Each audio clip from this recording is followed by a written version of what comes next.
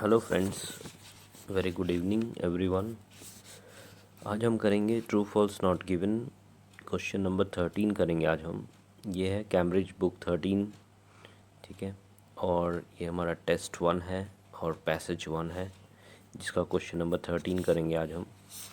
देखिए, इसमें क्वेश्चन में बताया गया है वेनी visitors feel it is unlikely that they will return to New Zealand after there visit. यानी इसका मतलब ये है कि इस पैराग्राफ में, इस पैसेज में जो है हमारा ऊपर पैसेज है ये, ठीक है, जो कि न्यूजीलैंड वेबसाइट के ऊपर बनाया गया, केस स्टडी करी गई है, ठीक है।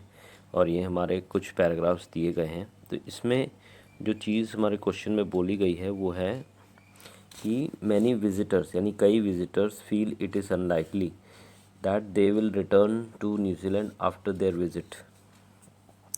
यानी इस पैराग्राफ में कहीं ये बात की गई है कि जो विज़िटर्स न्यूजीलैंड आते हैं वो अनएक्सपेक्टेड वहाँ रहना, कुछ ज़्यादा समय के लिए रहना शुरू करते हैं और वो रिटर्न कम करते हैं, यानी वो वापस बहुत कम जाते हैं और कुछ समय के लिए वहाँ रुकना पसंद करते हैं, ठीक है। तो इसके बारे में मेंशन किया गया है।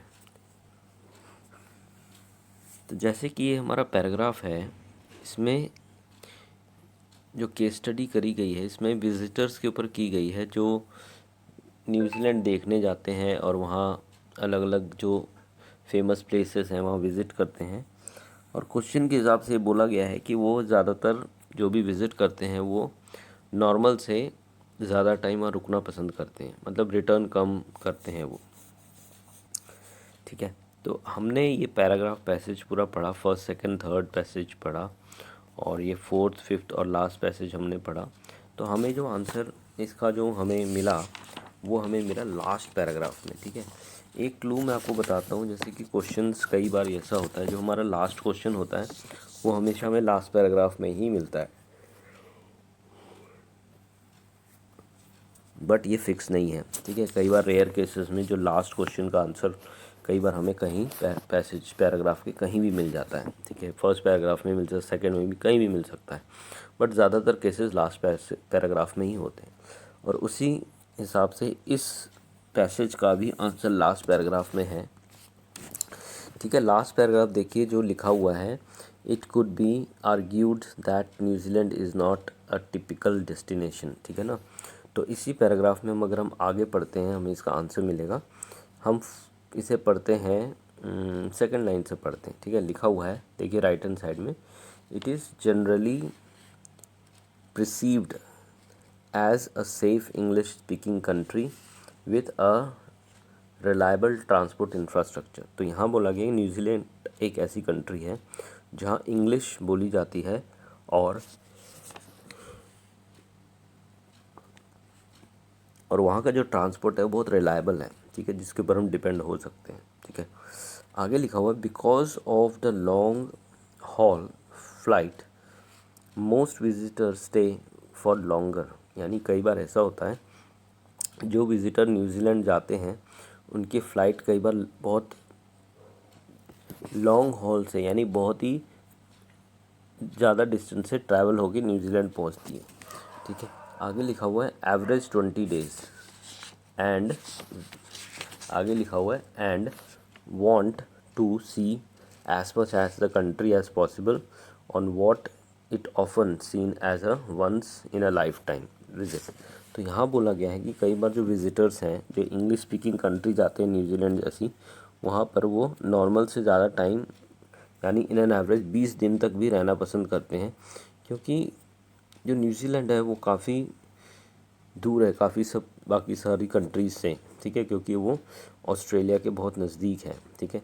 बट कई जो विज़िटर्स होते हैं वो अमेरिका से भी आते हैं, कई विज़िटर्स एशियन कंट्री से भी आते हैं, तो वो न्यूजीलैंड जाके वो समय ज़्यादा स्पेंड करना पसंद करते हैं और वो ज़्यादा से ज़्यादा वहाँ के जो प्लेसेस हैं उसको देखना पसंद करते हैं, ठीक है।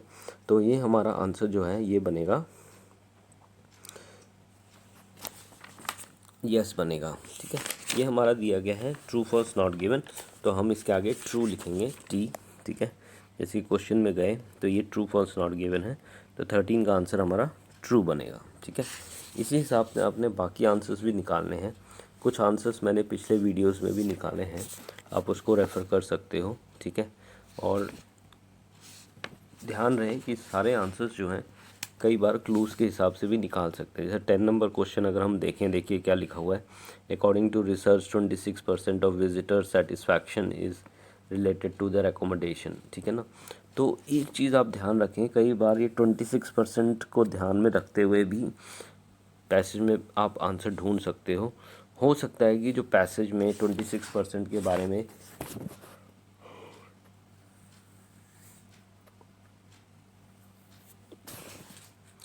जो बात की गई है वो सेम टू सेम की गई है तो ट्रू बनेगा।